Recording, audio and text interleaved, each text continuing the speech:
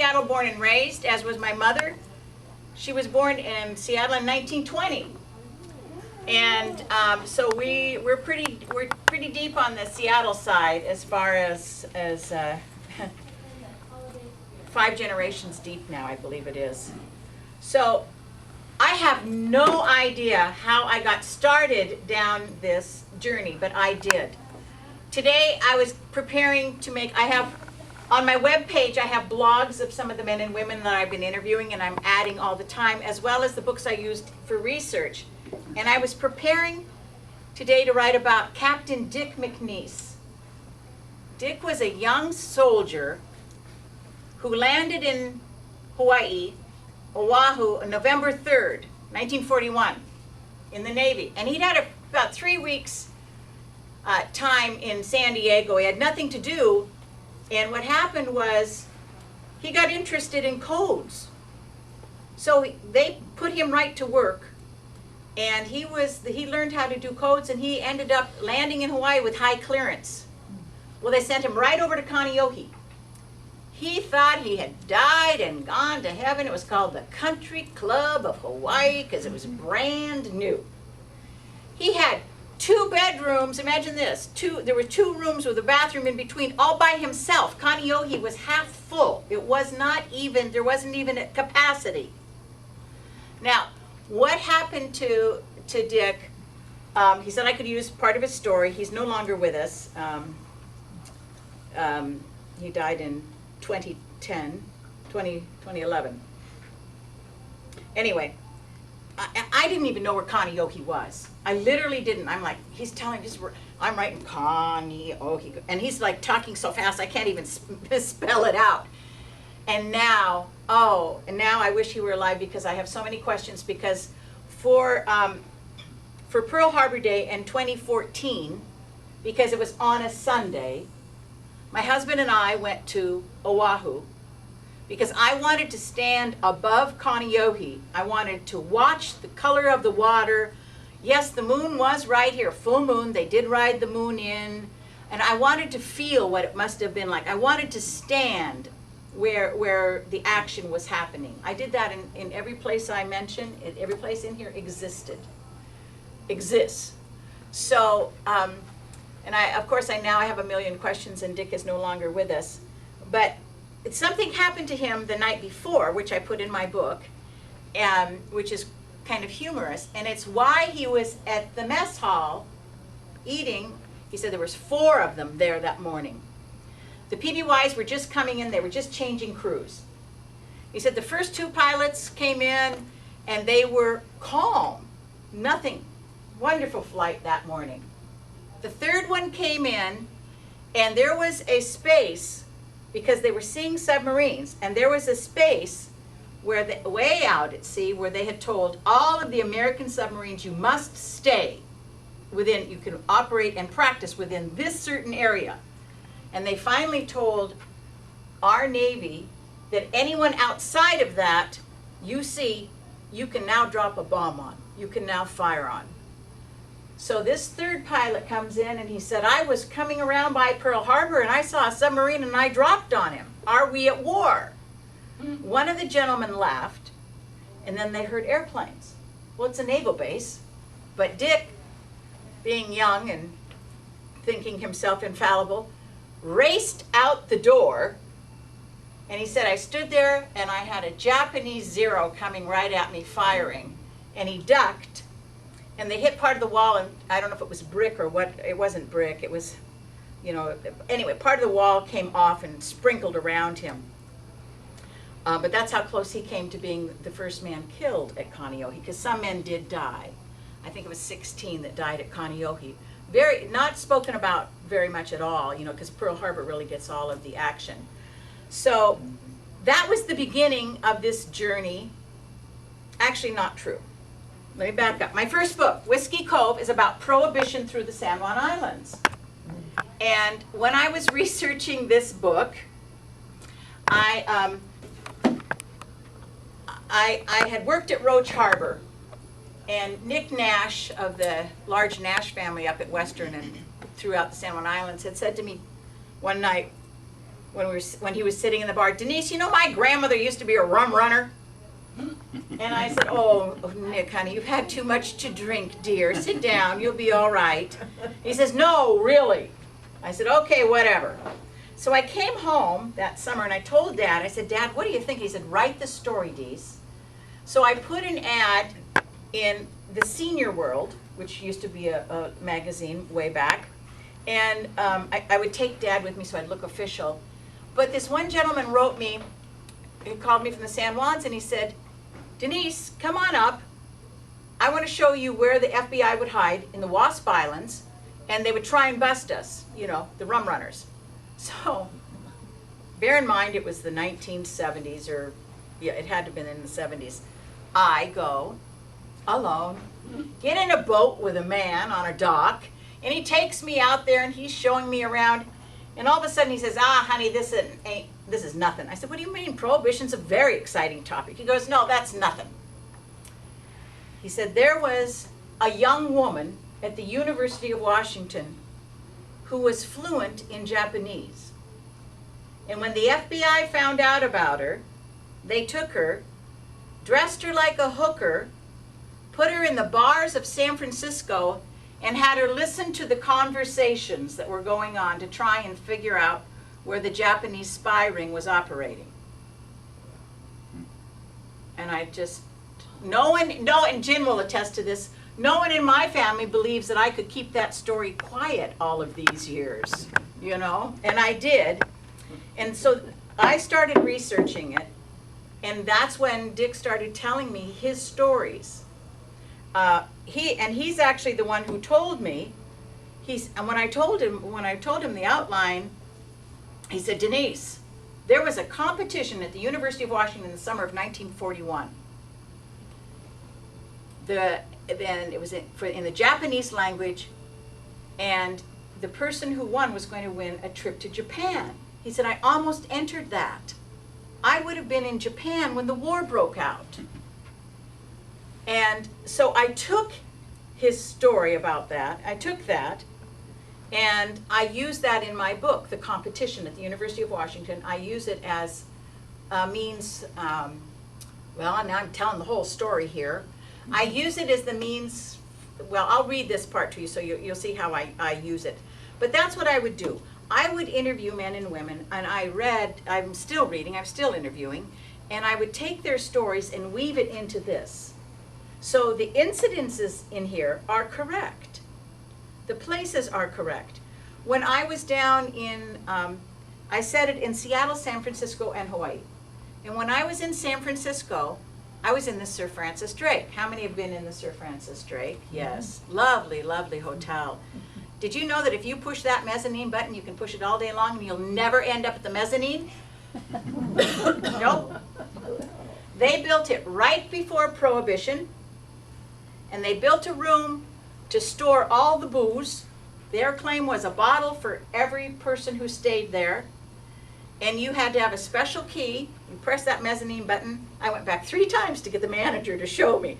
She'd press the mezzanine button, then she'd use the key, and and then this door opened, and there was a glass door and a curtain, and then in the back was a solid room just made out of cement, and it was just shelves, and they would store their booze. How perfect! You have somebody carrying luggage, your bellboy, coming up to your door. Now they got even trickier. They had doors that they would open the outside of the door, put the bottle in, and then knock on the door. And you would open it from the inside, and your bottle of booze would be sitting right there. And you could look out in the hall, and all you'd see is a bellboy walking down with a suitcase. So you never saw anything. Well, so they showed me this room. So I, of course, used that room as where my FBI agent in San Francisco sets up base. So this book has been absolutely positively nothing but miracles. The information has literally found me. When I was in Hawaii, I came home, with my husband came home. I had miracle after miracle over there too. But one of the things that happened was I had, in my Zumba class, I had Frisino, Japanese woman. And I thought I would like to say hello because I need to understand, again, I danced hula all my life since I was 5. Until I was 15, my mother saw me to the Tahitian and she took me out. She says, that's it. You're not doing that anymore. Woo, you're taking piano lessons. So, so I had walked up to her and introduced myself, and it turns out that her father had gone to high school with my mother at Garfield, and that she and I had taken hula lessons together when we were small. So when I got back from Hawaii, this woman came up to me and she had a piece of paper. She said, Denise, Denise. And I said, well, what is this? And she said, here.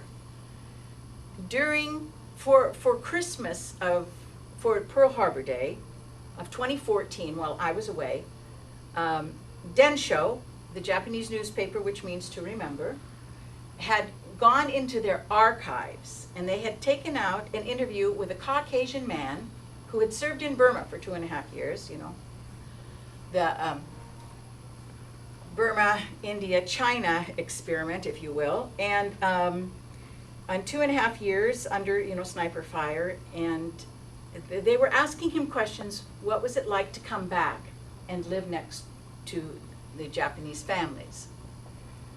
Well, it turned out that the man that they interviewed was my father.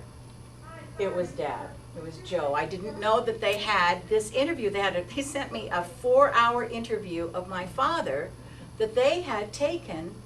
And the scary part was they were asking almost the same questions that I had been asking, such as, did you know where Pearl Harbor was before the attack? Most of them say what, Jen? No. No. No.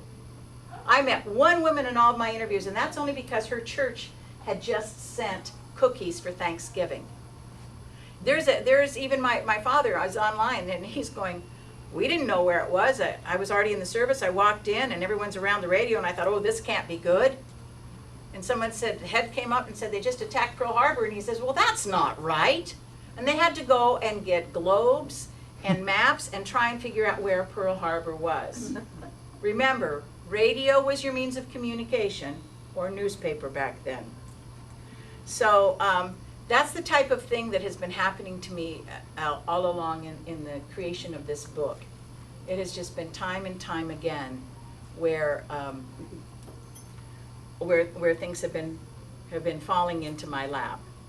So it is a subject matter which has not really been broached, which is the Japanese spy ring, and it was very affluent, it was very well organized, and it did operate actually between Canada and Mexico. And there was all different ways that the information was going back through the consulates to Japan of the information. And we were just really lackadaisical. We were convinced we were not going to be attacked, especially not Hawaii, even though I touch on the wind codes and the war warnings that happened. The wind codes, east wind rain, when it came over the radio, that meant that they were going to attack Japan. And I'm sure that some of you might be aware that some of the very sensitive information was declassified here on Bainbridge at Station S, correct? Yes, absolutely. I have that in here as well. So, so this story is not. But how did I do that? How did I go down this journey that is very difficult to write about? Well, what I did was I made Billy, who is the lead, the Caucasian lead, have her best friend be Japanese. So she really doesn't want to work for the FBI. So he needs to convince her to work for them to help them. And how does he go about doing that? And then what does happen once she finds out that there is a whole nother vein of the Japanese culture that she was never exposed to or wanted to believe in? And then what happens to Jack, the FBI agent, when he learns of some of the most beautiful aspects of the Japanese culture? So there's a lot that goes on. This book ends, well, I shouldn't tell you when it ends, now should I? But it does have a sequel. And I was just down in Oregon over Thanksgiving at Brookings where the firebombing happened, at Port Orford where the Japanese sub sank some of the merchant ships. And again, I mean, it's just absolutely ridiculous how this is happening to me. You know how when you're out talking in a restaurant and we were sitting in a bar listening to music afterwards, and there was another couple next to us. We were talking to them, and I'd simply said I was doing research. This woman got up, came to my table and said, I don't know what kind of research you're doing, but see the gentleman who's singing, he was in the Vietnam War, and he has real bad shell shock and things, and you should be writing about the war. I looked at her, and I said, well, guess what I'm writing about? And I told her the storyline, and she said, well, my aunt and uncle lived right down here on the beach, and he would hang out in the cave, and he had a radio, and the minute he thought he saw any activity on that water, he would call back to my aunt, because he was on beach alert, and she would then let the information go. Because I'm looking at her going, you literally got up and walked over and sat down at my table and you have this information for me? This is how the information has been finding me. And that's why come on in. Do you need a chair? No, it's okay. Are you sure? Here's a couch. There's a couch. Oh, are you okay back there? All right, thank you. All right. So, anyway, do you mind if I read a bit? No, we'd love it. Okay, all right. This is an example of how I tried to treat the relationship between Billy and Eileen Nakamura, who is her best friend. And Eileen's brother, Tak, had born in America and then went back and studied in Japan and then came back. They were called kibes? Kibe? Am I saying it right? Kibe. Mm-hmm. Kibes. I have in the back of my books, I have a glossary and I have questions for book groups, etc., etc. So they were called kibes. So her brother Tak has become very unfriendly to her. And while Eileen's father is very, very nice and very kind. So they are practicing, Eileen and Billy have been practicing for a Bonadori dance. So Billy has gone to Eileen's apartment. I found maps of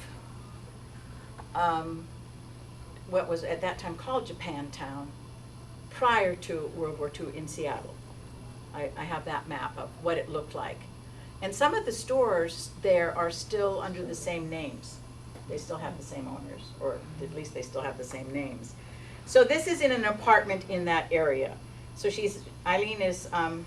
Billy is visiting Eileen. Eileen appeared in her soft pink kimono. Umbrellas adorned with flowers were expertly positioned around the hem and across the back. What do you think of the kimono Auntie picked out for you? Billy spied a royal blue kimono lying on a single bed as if in repose. Elegant stems of white iris trailing down the long sleeves. It's beautiful. We don't have time to bind your breasts. Dad is in a mood. It's a good thing you've come today. Well, hurry, come on.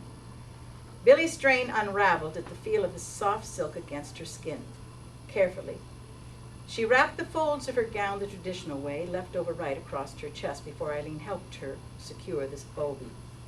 In the turmoil brewing in the kitchen between father and son, Billy had forgotten her news.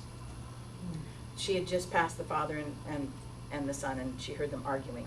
And I have to tell you, Billy she just got engaged, and so this is what's bothering her, because she's kind of scared. I guess I won't be able to wear this for much longer. Her hand moved down the long sleeves meant for unmarried women. Eileen observed her friend as she wound her hair into a knot in anticipation of the forthcoming wig. Don't be silly. Auntie wants you to wear it. Says it matches your blue eyes. I'm engaged. The weight of her announcement pulled her back onto the bed where she sat, tears welling as she grasped one long sleeve. Eileen's mouth opened, then quickly snapped shut at the implication of the news. When? When Ray returns from Army Air Corps training, or maybe sooner. Good, Eileen smiled. Then we won't have to cut the sleeve shorter until after Bonadori. Eileen always saw through the difficult situation to the practical solution for that moment, her father's gift to her. But what about the competition? Of course you'll win and go to the homeland of my parents. Just think, you will visit it before I do.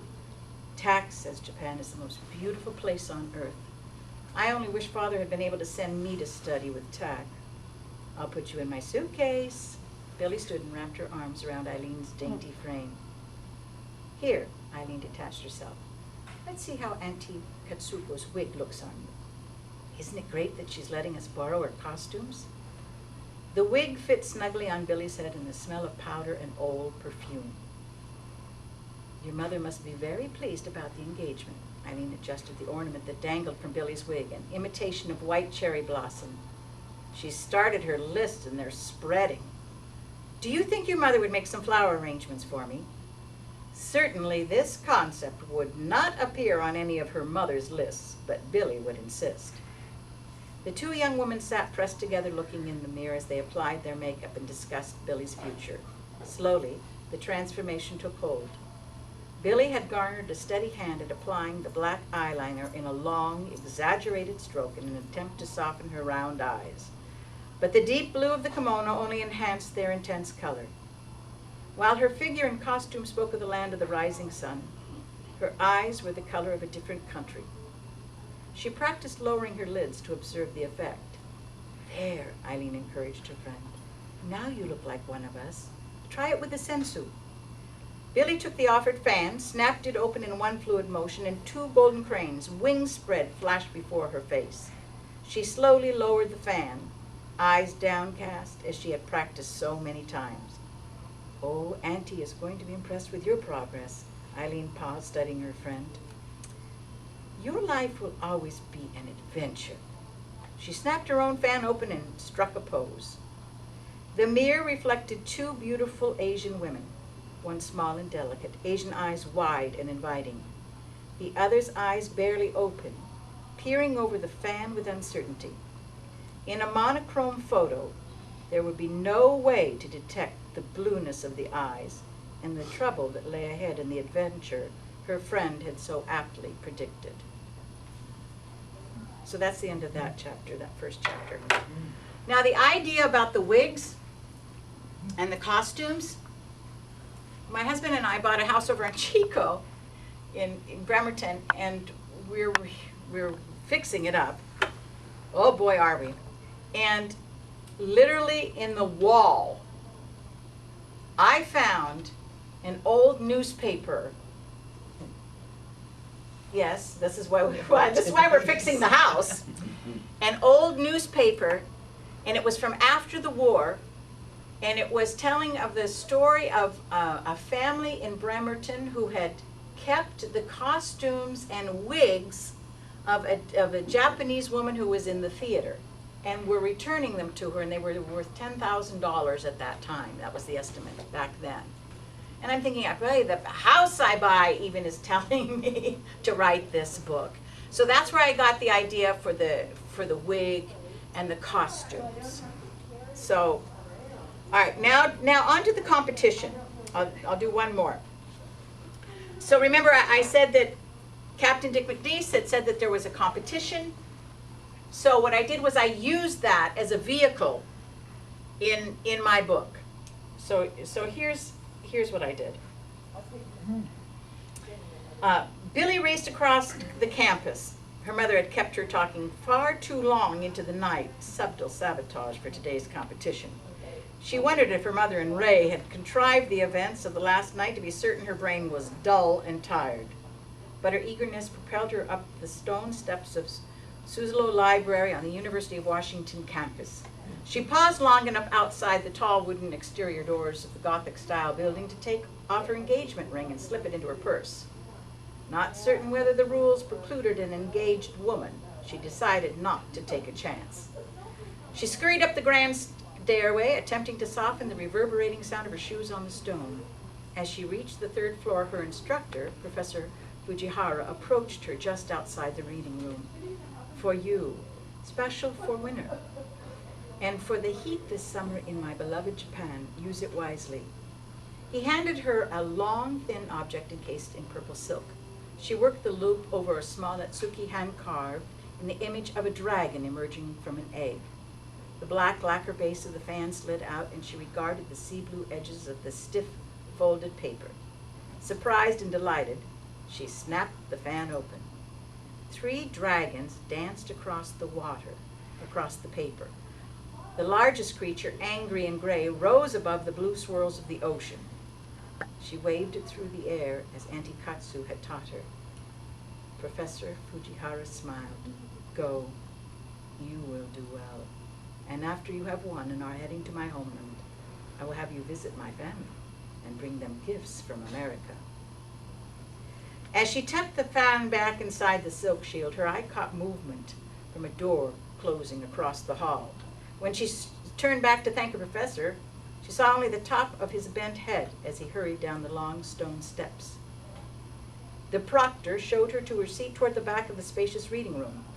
Billy looked up at the high arched ceilings where ornate chandeliers of black wrought iron and golden glass hung suspended from long chains. She bowed her head in silent prayer below the glow of the tranquil stained glass windows, then placed her fan on the wooden table next to her purse. Determined, she picked up the pencil that waited for her to decide her fate. Her eyes focused on the 2 objects before her. The purple silk casing that symbolized all of her hopes of visiting Japan, and her brown leather purse concealing the family ring steeped in old society. The competition had begun before the test was placed before her. Jack Huntington. This is the first time we meet him. Jack Huntington crossed the hall to the test room with his assistant David following. They slipped silently into the shadows at the rear of the long room and stood observing the backs and bent heads of the anxious competitors.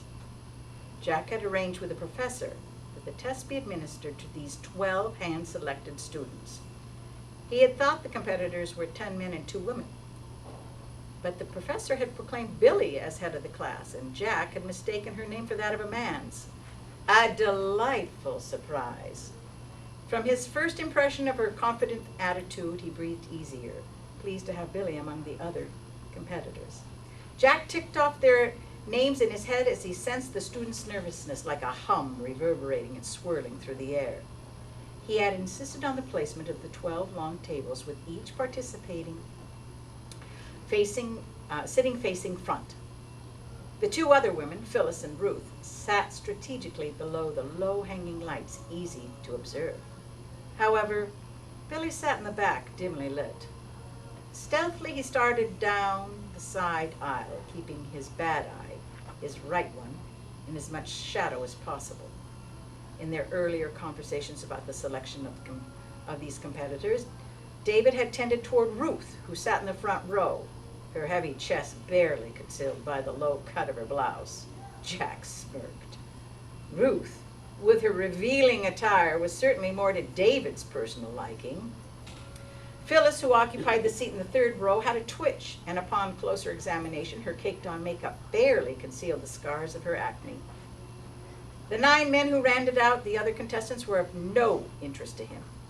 He headed to the back of the room, where he remained in the dark observing Billy. Her short-sleeved summer blouse exposed long arms. Her hands steady as she quickly worked through the answers. She appeared lithe and athletic, which only added to her qualifications. She looked to be a bit taller than he would have liked, but her legs were long and muscular, with good ankles, a plus.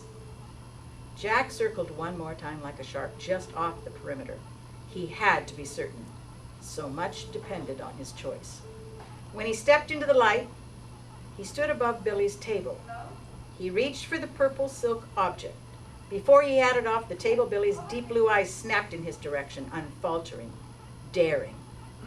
She did not flinch at the black patch shielding his right eye or the slight scar that christened his skin above and below that patch. He watched her intently, and she returned his stare.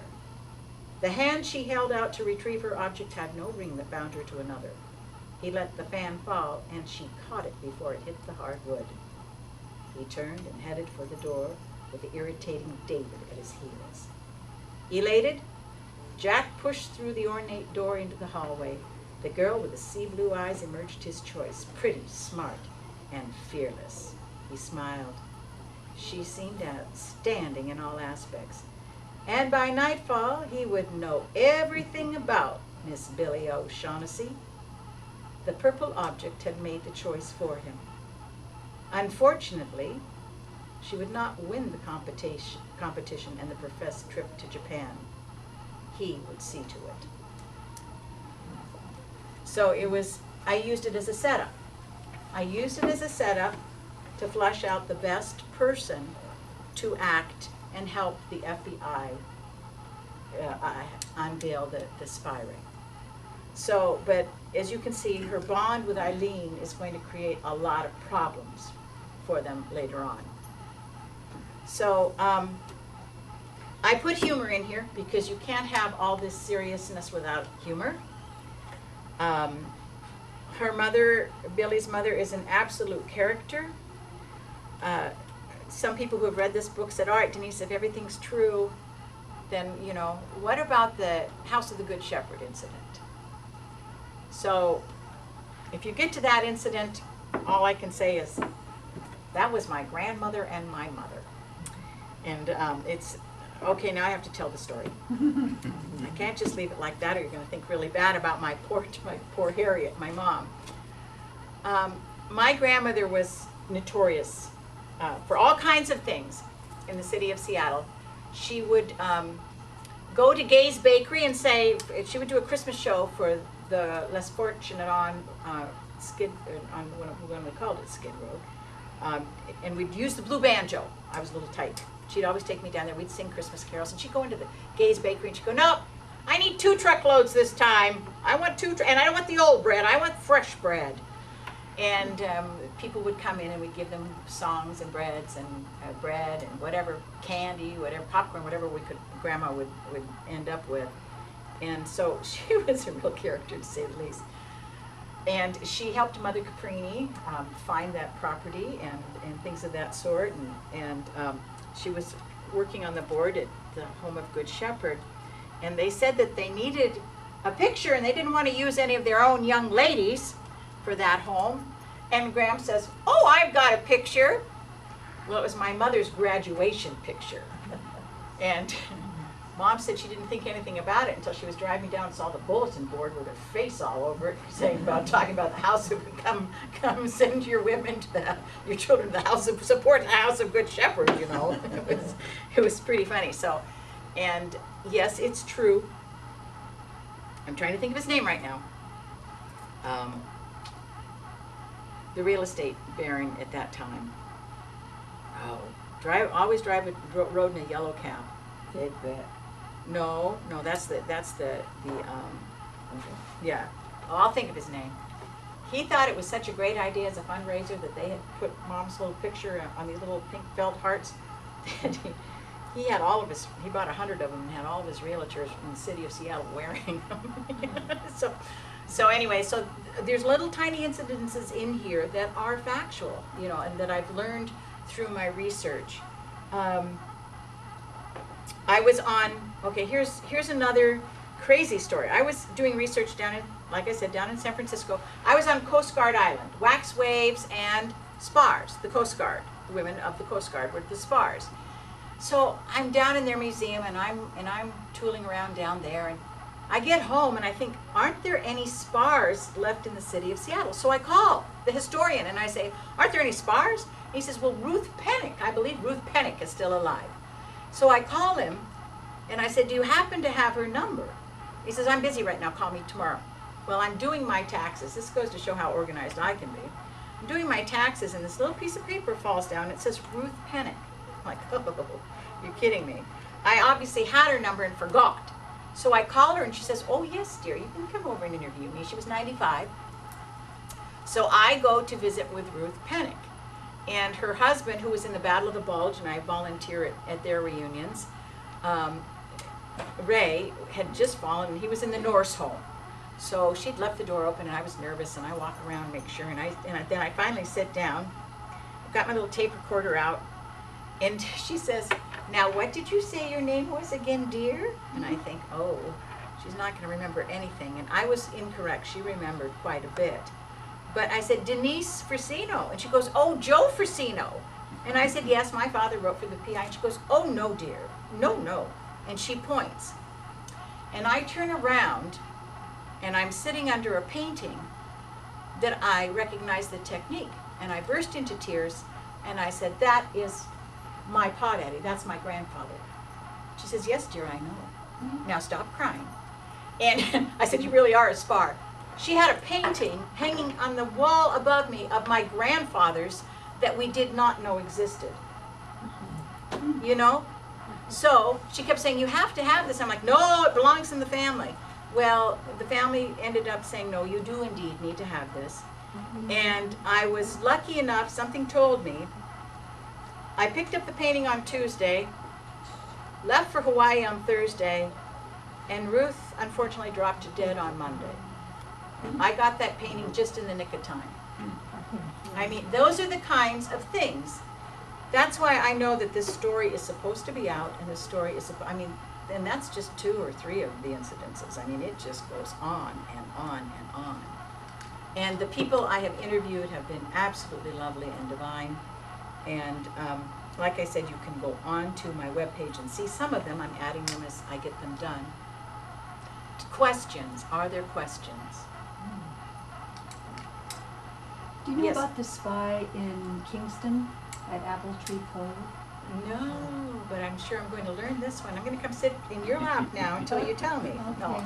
Yeah, no, this is the kind of thing that I'm trying to find out about. Because, oh, I know they were here. Mm-hmm. Yes, they were definitely here. Mm-hmm. And if you look at Rich's Pass, you can see that the only way for the Navy to get out, it was through that way. And that's why they had, we were supposed to have gotten, there were 9 submarines from California to the Strait of Juan de Fuca that were supposed to give us a Christmas present on Christmas Eve.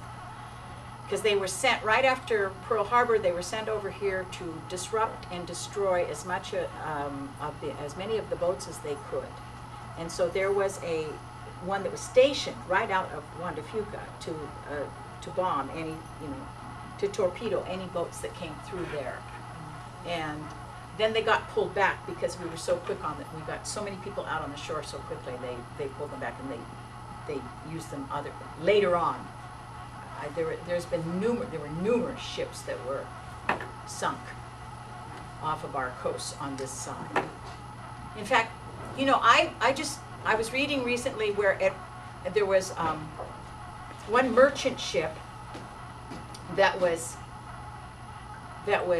torpedoed, and the American crew the merchant ship crew got out, and they got into their lifeboats, and they were making it to shore when the Japanese sub surfaced and was firing on them and put holes in one of their boats, and the boat sank. And the cook died. He didn't make it to shore, or it was probably that rocky. I've got more research to do on that one. You know how rocky Oregon is. So the cook died. So you know how they say that the first deaths on the mainland were the children and the pregnant woman, from the firebomb, finding the bomb. I'm gonna look into this, because actually then no, it wasn't. It was the cook off of that ship who drowned trying to make it to shore after their boat being sunk. So I'm gonna look into that and see what I find out, because that's incorrect too.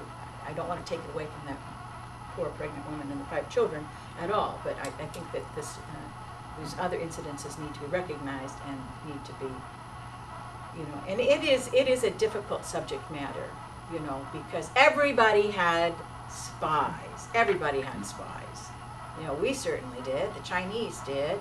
The Russians did. Everybody had spies, and they were everywhere. And they were quite entrenched. the Japanese had it set up, howsoever, that it would continue to be operating out of Mexico once the attack had happened, and that they knew that there would be. I've interviewed men who, when he was a young boy, he went to work, and the FBI showed up, and said, "Where is so and so?" Who was a Japanese gentleman that worked for him. And he said, "We don't know." I said, "We didn't think so," because they just they were able to either make it across the border or so it is hard. It is hard. Mhm. I have an interview next week with a gentleman who was in Japan as a young man. Right, I think it was right as the bombs were going off. So I'm really looking forward to that one. And I just interviewed a man who was the first one in Okinawa. So those stories will go into the sequel to this, because this ends on Pearl Harbor. I'm giving away the whole book here now. I'm telling the whole story. But this ends on Pearl Harbor Day, and then the sequel follows the same characters, including the Japanese family, and what happens to them through to the end of the war. To tie that in. Yes. My father, rabid Republican, maintained that Roosevelt provoked Pearl Harbor. There's a lot out there that tends towards that information. Cutting off the supplies, closing their banks. Just to get the U.S. into the European war. Absolutely, yeah.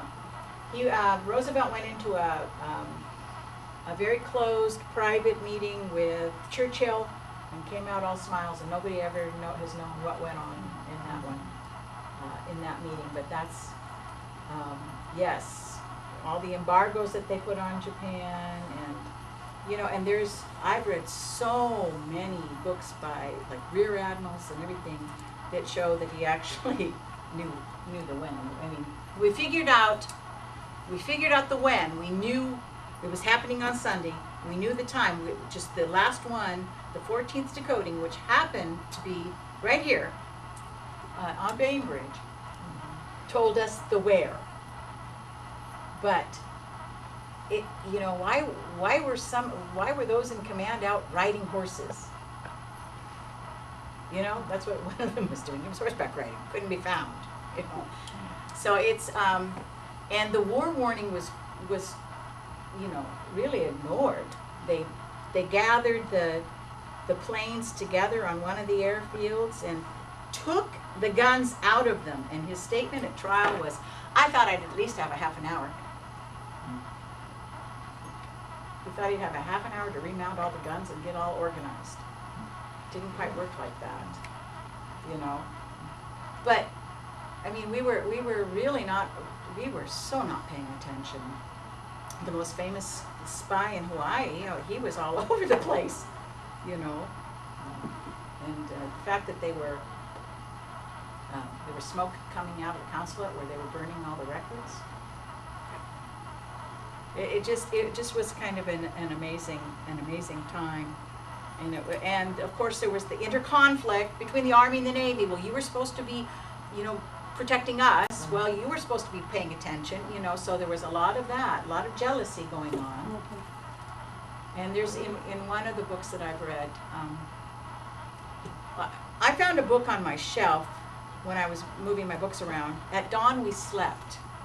And I didn't, I thought, I wanted Dad's books. I put it in my pile, I'll read it. Thank goodness I paid attention. Well, when I opened it, the first thing I found was the old PI, how it came in on the runners, it was off the teletype. Not the teletype, but I don't know, what would you call that guy at that? Probably in the 80s, the 70s, 80s. Anyway, it was the old print. Yeah.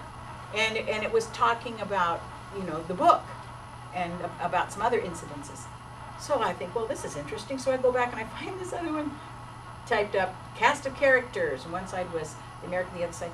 Then I think, this is strange. So I go back further and I find notes of my father's handwriting, So I think, all right, let's see what's going on here. Well, Gordon Prang spent 37 years researching that book before he wrote it, and he passed. And what happened was there were two of his students who published it for him then. And so I flipped to the front, and sure enough, there it said, "To Joe, I hope I did you, you who lived this, I hope I did you proud," or what have you.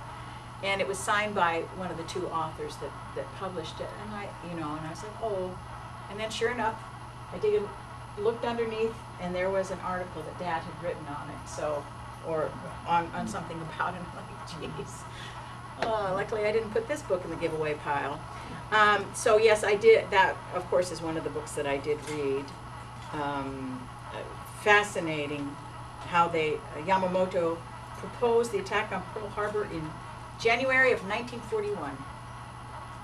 They spent months practicing on that once they got it all organized. So, and it's almost Pearl Harbor Day. So what we have to remember is that war this is an ugly subject, and it's not good for anybody, So, more questions? No. Yes, yes. When you were saying, so there was some espionage going on here. Oh, absolutely. Yeah. On Bangor. Yes. Yes. So, and that's in your book.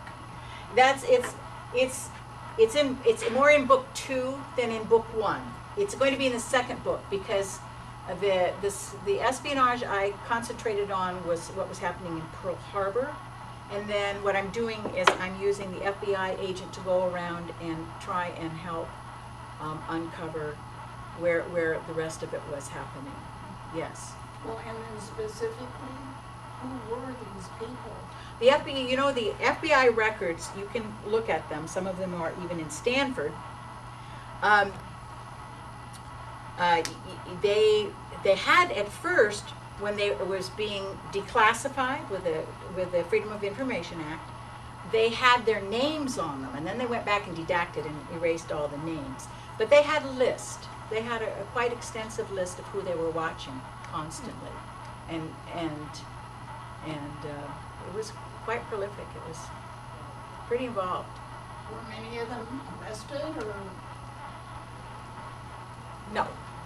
They were traded. Some of them were traded for others. There was a trade that went on, and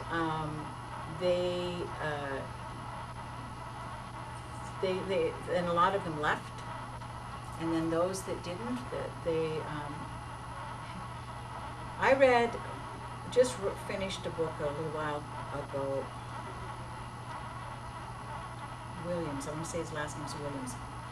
His father was in charge. He was Caucasian. He was a little young surfer kid. And he had to go live in Manzanar because his father was, and this book tells how it was built, why they chose where it was, and what transpired. And at Manzanar, what happened was there were different, he actually used the word Japanese gangs that were fighting against each other because the FBI was still trying to find out who the actual spies were. And the one pointed the finger at the other, and then the other tried to kill the other, and so they sent them to Tule Lake. They were sent to Tule Lake. I did interview a beautiful woman who spent all of the time in Tule Lake, and I asked her, I said, did you want to be outside? She said, no. What about the guns? They were there to protect us. I said, well, what was it like? She smiled, she said, was it $19 or $12 a month she got paid for teaching piano. She met her husband there, they got married, and she showed me a picture, and I said, look at your wedding picture, or your flowers. She goes, yes, one in our block was a florist. And I mean, it was the most beautiful. I mean, you think that this is nothing compared to what she had going on. And I just saw a recent video on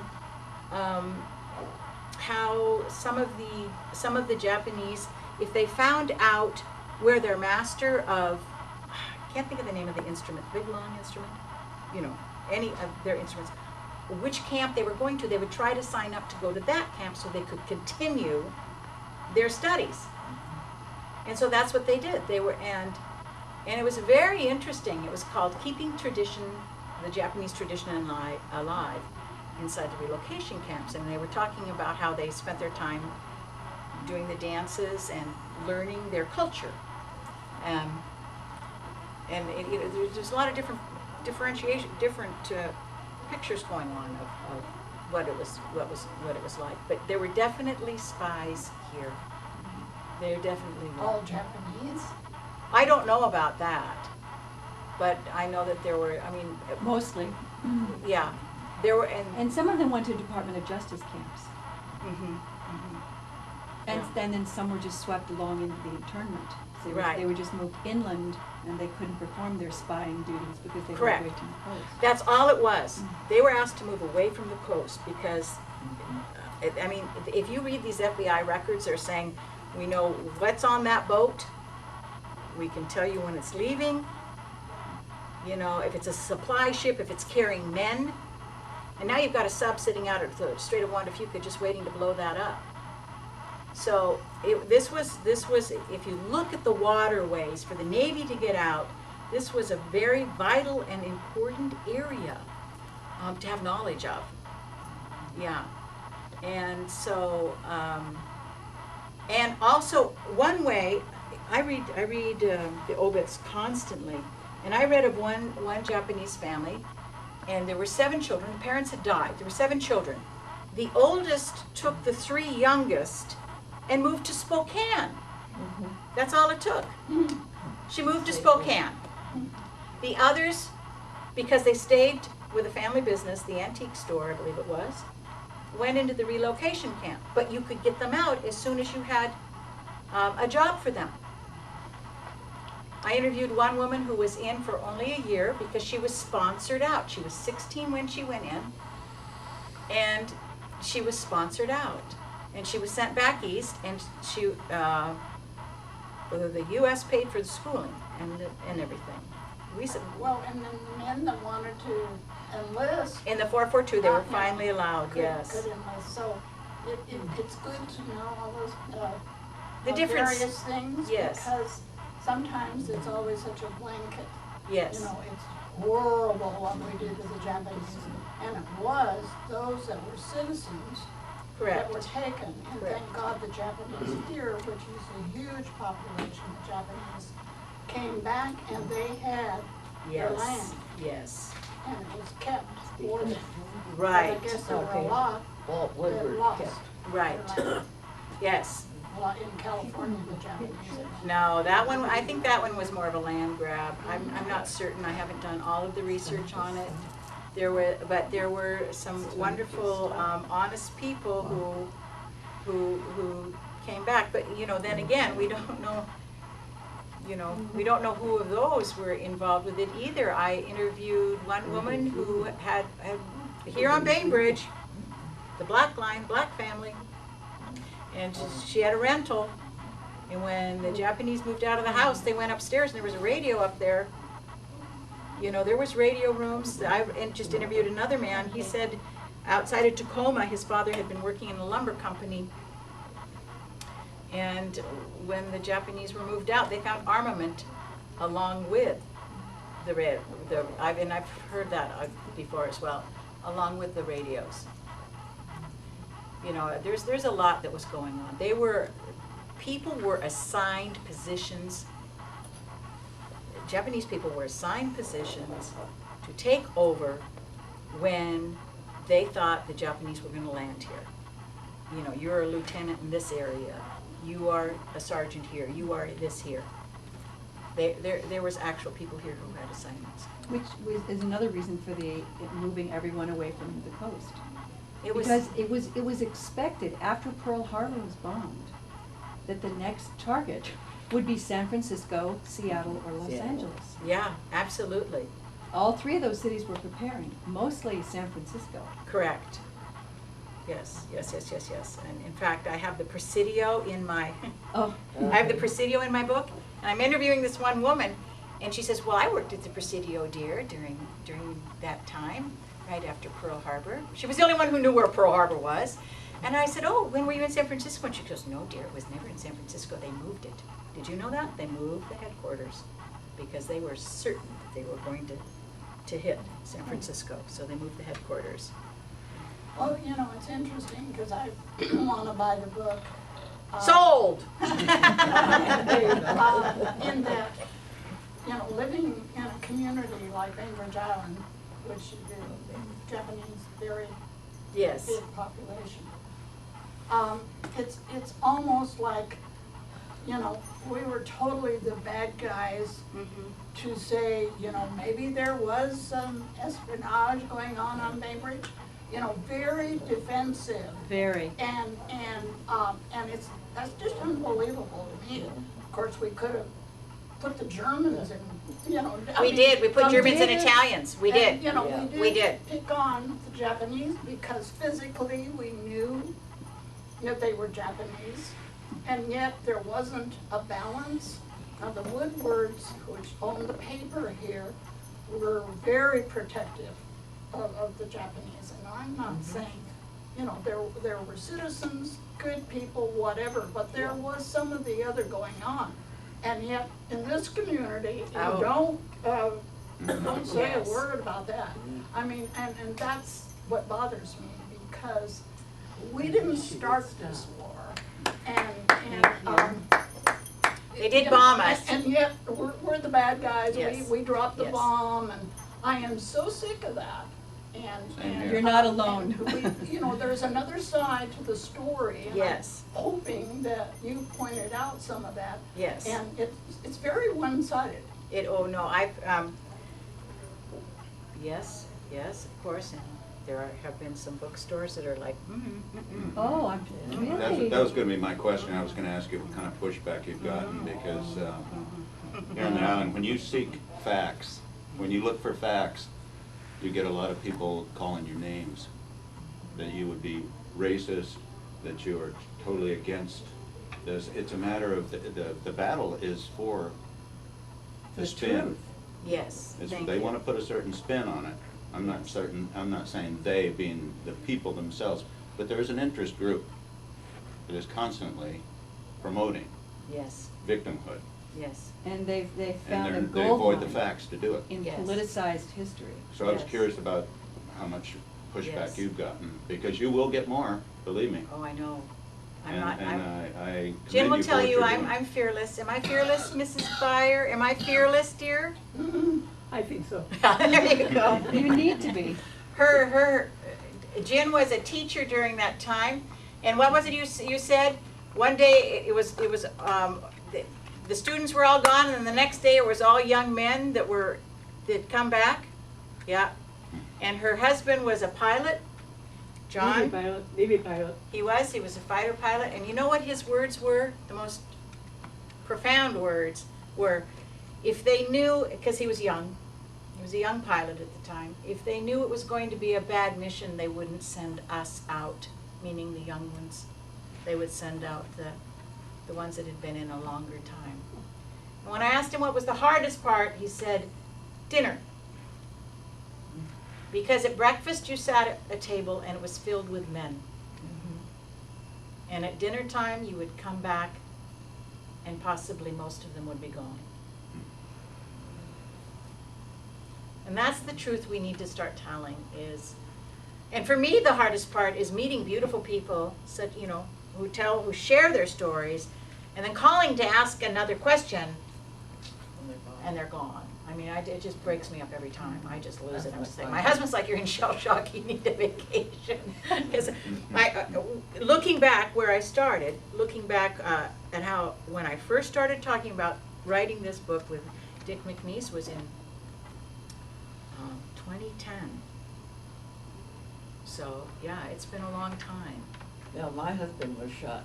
My husband was a Navy flyer, and he was shot down and ended up in the Pacific Ocean, swimming for quite a while before he was picked up.